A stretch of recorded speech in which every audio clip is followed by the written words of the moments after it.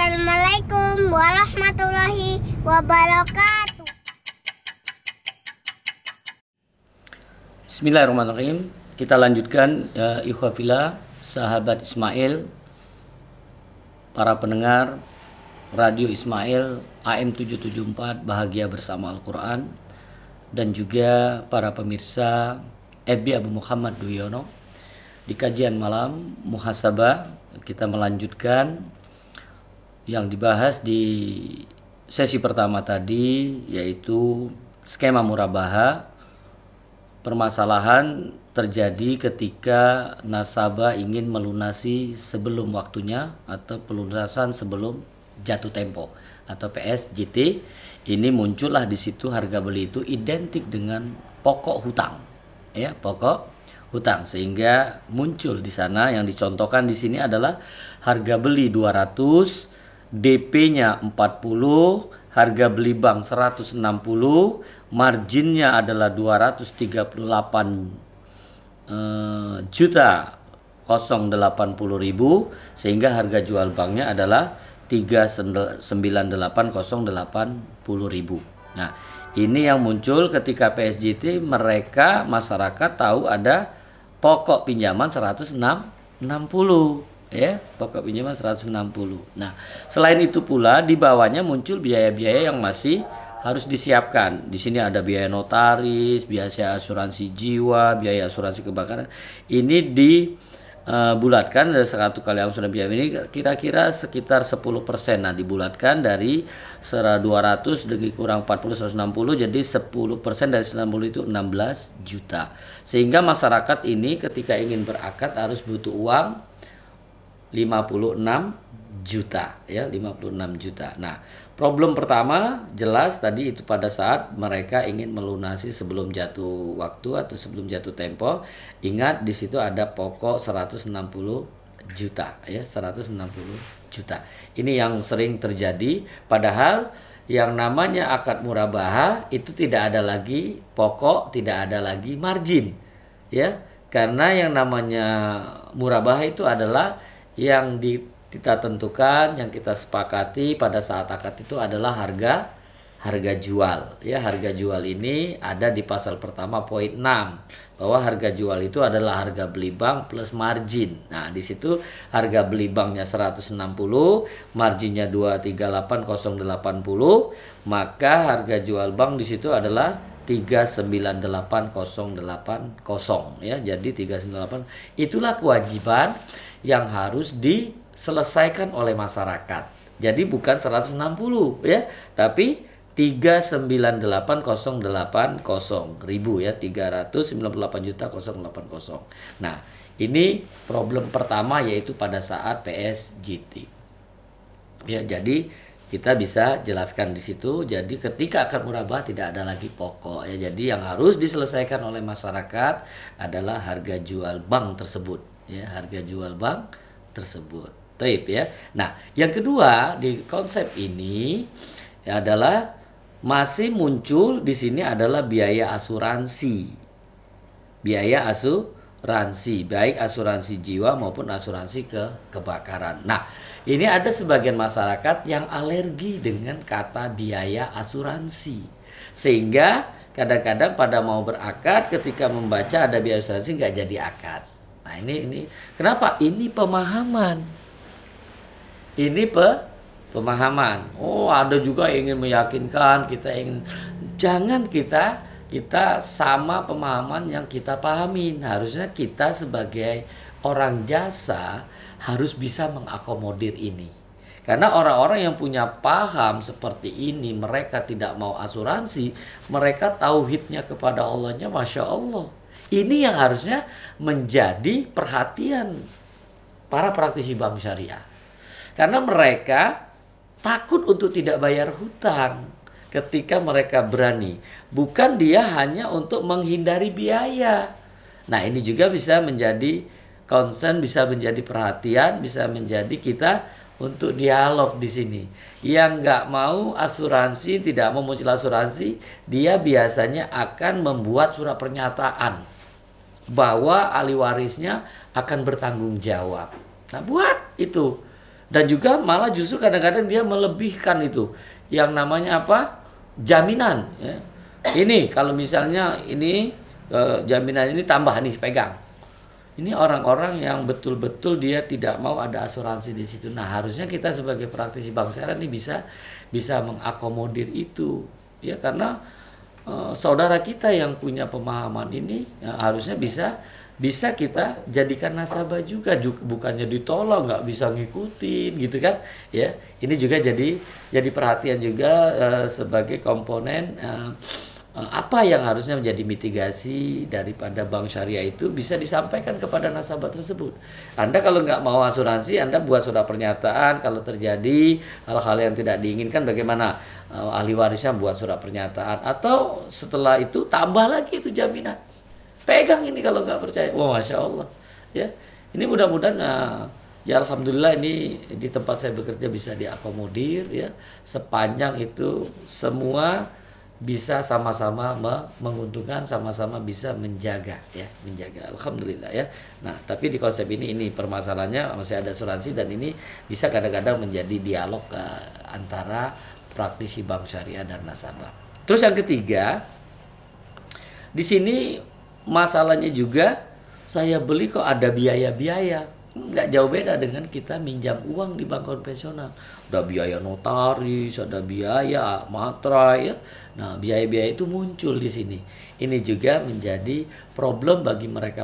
Kan saya beli rumah, ya, harusnya beli rumah kurangi DP sudah selesai, tinggal angsuran, ya. Nah, ini konsep pertama yang ada 3 permasalahan penting yang menjadi perhatian praktisi bank syariah, dan ini harusnya sama-sama kita pelajarin ini, ya, sama-sama kita bisa nggak memitigasi risiko ini, ya. Yaitu pertama, pada saat PSJT mereka tahu di situ muncul sama seperti di konvensional, yaitu pokok pinjaman, ya, dan itu marginnya itu dianggapnya bunga, ya. Itu masalah pertama.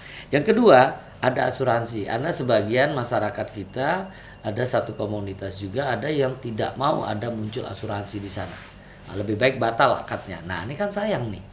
Orang-orang yang seperti ini, ya, harusnya orang-orang yang betul-betul takut dengan azab Allah, mereka ingin melakukan syariah secara benar dalam pandangan mereka, harusnya praktisi bank syariah bisa mengakomodir, mencari solusi, ya, mencari solusi dalam rangka pemahaman dia sebenarnya tidak melanggar bank, tidak melanggar aturan, bagaimana bisa menjabati, karena ini adalah resiko. Nah, ketika resiko itu bisa kita tutupi, ya harusnya bisa diajak bermitra atau bekerja sama ini dalam rangka untuk memberikan kesejahteraan kepada umat, ya. Ketiga, ada biaya-biaya. Nah, ini juga menjadi perhatian penting, ya. Ada masyarakat nggak mau pokoknya biaya kalau muncul. Saya pokoknya ada harga beli, ada harga margin, harga jual. Nih DP saya kasih, sisanya sudah tinggal saya bagi.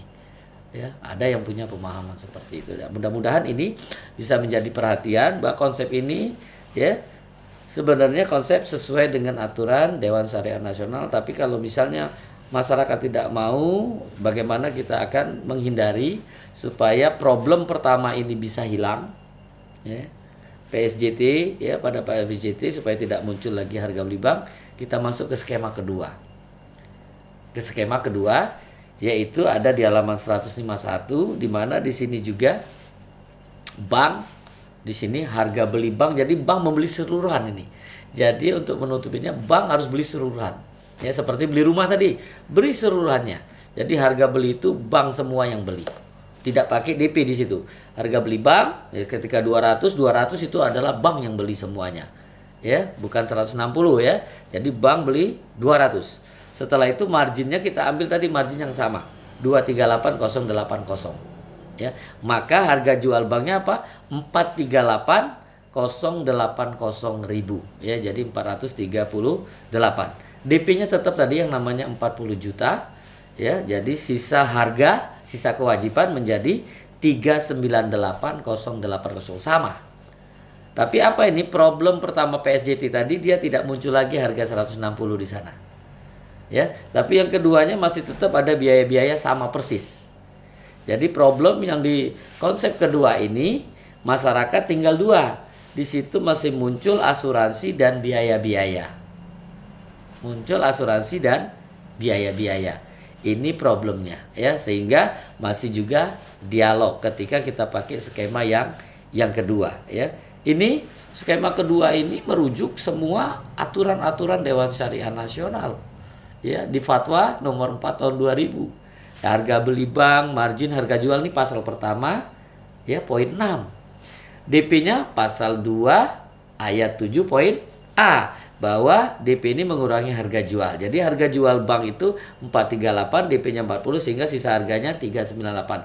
Inilah kewajiban nasabah. Sama seperti kalau di sini tadi harga jual banknya cuma 398, kan sama nih dengan sisa kewajiban. Artinya konsep kedua ini angkanya sama. Sehingga tapi di sini konsep kedua tinggal 2 permasalahan. PSJT tidak lagi nampak ya, pokok pembiayaan tidak nampak di sini ya. Mereka sudah langsung tahu bahwa harga jual banknya 438, sisa kewajibannya 398,080. Nah, ini jadi alhamdulillah dengan konsep kedua ini hilang satu permasalahan. Kita akan hilangi semua permasalahan, yaitu menggunakan konsep ketiga. Konsep ketiga di sini bahwa tetap harga beli bank itu 200 juta. Nah, pada waktu margin, biaya itu dimasukkan ke dalam margin. Yang 16 juta tadi, ketika marginnya tadi 238 ya, 080 tambah 16 juta menjadi 254,080. Harga jualnya menjadi 458,080 ribu.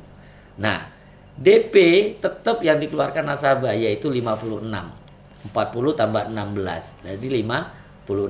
Sehingga sisa kewajibannya tetap sama 398,080. Nah, di sini alhamdulillah semua permasalahan hilang. PSJT-nya dari langsung angka 398. Nggak ada lagi tuh. Sama seperti konsep kedua. Sudah itu apa? Nggak ada lagi muncul biaya asuransi. Nggak ada lagi muncul biaya-biaya. Clear semua. Ya, jadi harga beli bank, margin, harga jual bank, DP, sisa kewajiban. Sudah itu aja. Masya Allah ini. Ya, sehingga konsep yang ketiga ini bisa menyelesaikan permasalahan. Ya, apa-apa yang selama ini dilakukan di bank syariah. Cuman di sini masih angkanya keriting. Jadi masih menganggap sama ini kalau dihitung-hitung masih persentase. Nah, ini pasti hitungnya keriting ya, angkanya ada 080. Masa jual rumah ada 080. Ini harusnya angkanya bulat besar gitu ya. Nah, maka kita lakukanlah yang betul-betul ini bersih dari permasalahan atau masalah di tengah umat. Contohnya bagaimana harga beli 200 juta. Nah, pada waktu hitung margin kita ajak nasabah berpikir. Kita ajak nasabah juga mengetahui ya, bahwa hari ini kami Bank Syariah beli rumah 200 juta. Itu kami beli semua modal Bank Syariah 200 juta. Sementara Anda sebagai calon nasabah atau masyarakat membelinya secara cicilan selama 15 tahun. Nah, rumah hari ini 200 juta, kalau 1 tahun ke depan nih rumah bakal harga berapa ya? Kita berhitung. Sama seperti yang pernah saya beli, itu akan naik kalau rata-rata ya. Masya Allah 15 tahun ini bisa kita prediksi itu rumah kalau hari ini 200, 15 tahun tuh bisa 2M. Kita hitunglah 50%-nya saja. Jadi 1M. Nah, kalau dia 1M artinya punya potensi. Bakal punya keuntungan 800 juta ini. Kan modal 200. Bakal 15 tahun di rumah jadi 1M. Nah, 800 itulah yang kita berbagi. Karena kami yang membeli awalan 800 bakal untuk sampai 15 tahun kan yang nempatin nanti langsung nasabah. Dia yang menjaga tuh rumah sehingga harganya bisa bagus. Dia cicil. Tidak boleh ada tambahan lagi atas Rp1 ketika nanti harga sudah terjadi. Makanya 800 ini dibagi. Ya mungkin kalau misalnya langsung masyarakat bagi ya 50-50. Jadi bank bisa dapat untung 400. Nasabah 400. Sehingga bank jualnya harganya 600 ya. Harga 600 padahal rumahnya bakal akan terjadi 1 M. Makanya ini dianggap murah oleh masyarakat. Dan itu selama 15 tahun harga 600 tidak berubah lagi. Ya, 600. Nah, berapa DP-nya? Cukup 10% saja. Berapa? Jadi 60 sehingga sisanya 540. 540 ini tidak ada perubahan sama sekali sampai 15 tahun ke depan. Nikmat bukan? Tidak ada biaya sama sekali. Bebas daripada riba. Ya, rumahnya jelas Anda belum lunas sudah bisa menjadi milik masyarakat. Ketika tanda tangan akad, itu rumah sudah bisa langsung berubah, AJB-nya bisa langsung nama masyarakat. Nah, makanya di sini tidak mungkin ada sita. Karena sudah jadi punya milik masyarakat. Nah, ketika sudah jadi milik masyarakat, dia bisa jaminkan itu ya sertifikatnya untuk menjamin karena ini rumah bakal 1 M, bank tahu.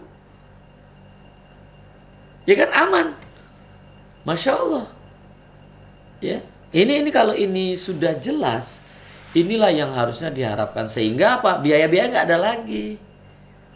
Nggak ada lagi. Nah, kalau aturan-aturan kantor, aturan ini bisa dikerjakan dapurnya bank syariah. Tapi dengan masyarakat ini aman, bebas sama sekali. Inilah yang mudah-mudahan ya bank syariah, masyarakat bisa mengikuti ya transaksi ini. Jadi kalau ke bank syariah itu jangan lihat harga lagi. Jadi betul masyarakat ketika beli rumahnya itu sudah menjadi milik bank syariah, baik secara prinsip maupun juga secara identitas ada. Jadi kalau secara prinsip jadi bayar pajaknya 1 kali. Namun kalau secara hukum positif juga menjadi bayar pajaknya dua kali. Ini harus bisa menjadi perhatian ya bagi masyarakat dan itu semua bisa dilakukan di bank syariah. Bisa dilakukan di bank syariah sehingga kita betul-betul bisa terselamatkan ya dalam rangka mendapatkan rumah, kita beli mobil, kita beli motor ya, bebas daripada riba. Jadi betul-betul kalau kita beli rumah dapat rumah. Kita beli mobil dapat mobil. Kita beli motor dapat motor. Bukan dapat uang. Nah, itu jadi perhatian ya. Oh, kadang-kadang ada yang ngomong, "Pak, kami dapat uang." Nah, itu artinya mungkin bank syariah jelas ini ada ya aturannya di fatwa nomor 10 itu pakai wakalah dia. Ya, pakai wakalah. Nah, kalau dia pakai wakalah itu jelas dapat uang ya. Dia dapat uang ya. Dia dapat uang. Nah, itu belum akad murabahah. Tapi mau nggak kalau kita memang sudah tahu ini, kita mau beli, masa kita suruh kerja? Ini sungguh aneh. Ya. Makanya biarkan nasabah atau bank syariah kalau nggak mampu dia bisa wakilkan ke orang lain, bukan kepada kita. Pokoknya saya mau beli nih, bisa seperti itu.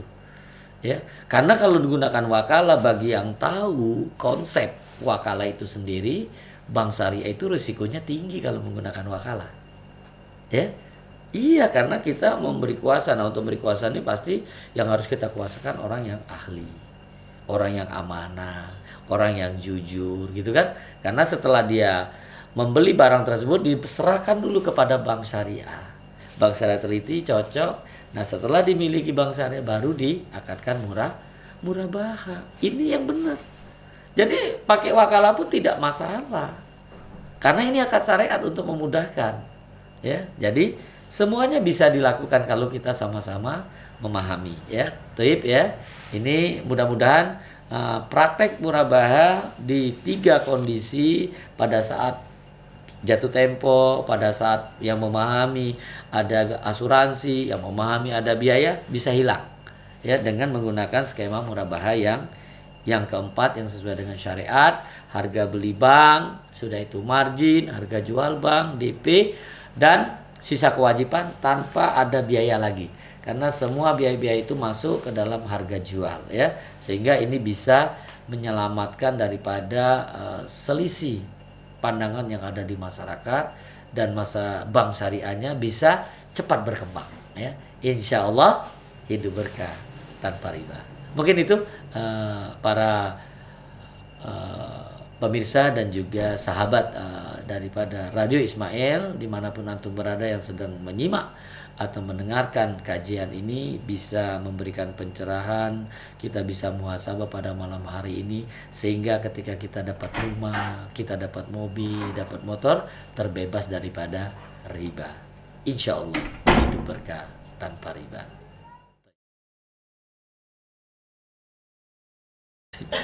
Taib, ini ada pertanyaan ya, mungkin para pendengar Radio Ismail ya dimanapun antum berada dan juga pemirsa FB Abu Muhammad Duyono. Ini pertanyaan dari hamba Allah.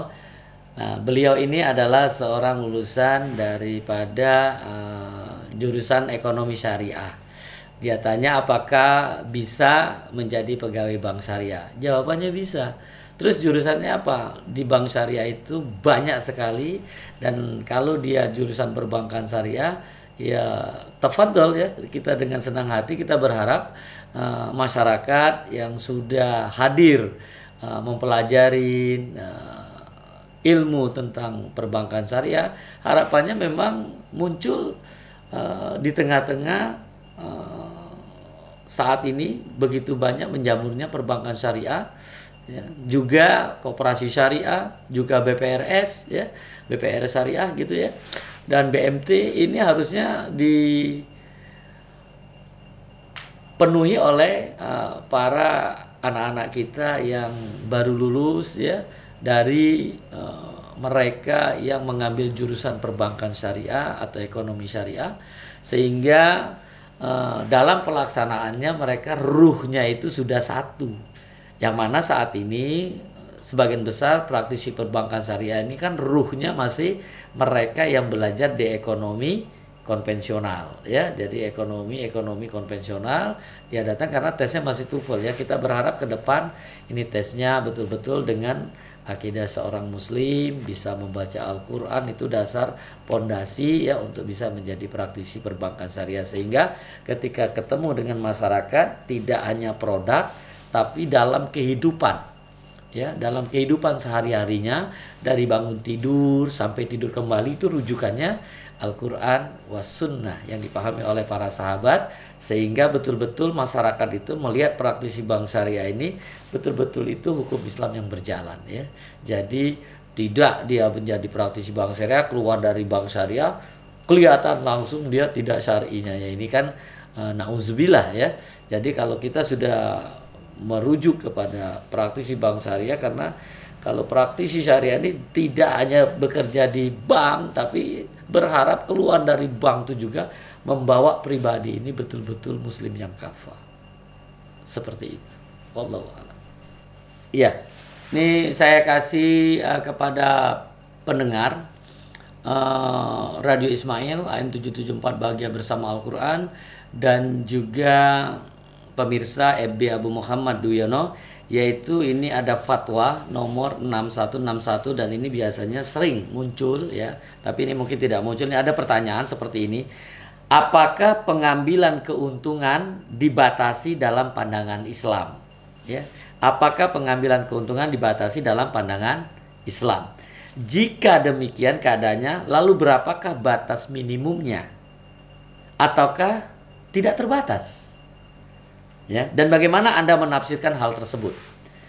Jawaban ini dijawab oleh Syekh Ahmad bin Abdul Razak Ad-Duaisi, yaitu pengumpul dan penyusun Fatwa Al-Lajna Ad-Daimah Lil Buruj Lil Ilmiyah Al-Ifta Al-Buyu ya, diterjemahkan oleh M. Abdul Ghaffar ITM sebagai fatwa-fatwa jual beli yang dikeluarkan oleh Pustaka Imam Asy-Syafi'i cetakan ketiga 2009. Nah, jawabannya seperti ini, bahwa pengambilan keuntungan dalam perdagangan itu tidak dibatasi. Nah, seperti yang saya contohkan tadi ya, bisa diajak dialog ya, tidak dibatasi. Ya, saya beli 200 untung 400 200%. Itu 15 tahun ya.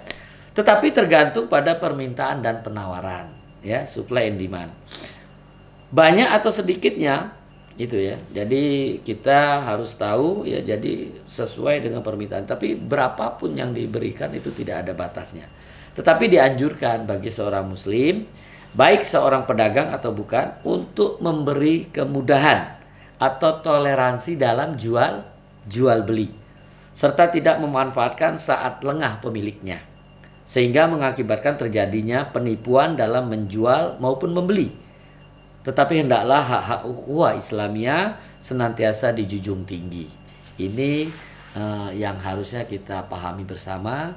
Maka kesimpulan pada malam hari ini, pemirsa maupun pendengar ya Radio Ismail bahagia bersama Al-Quran, kita dalam berjual beli ini betul-betul harus ridho sama ridho, dan tidak boleh ada yang menipu, ya, tidak boleh ada yang menipu. Jadi jujur dalam jual beli ini ada keberkahan, tapi kalau kita menipu, hilang keberkahan tersebut ya.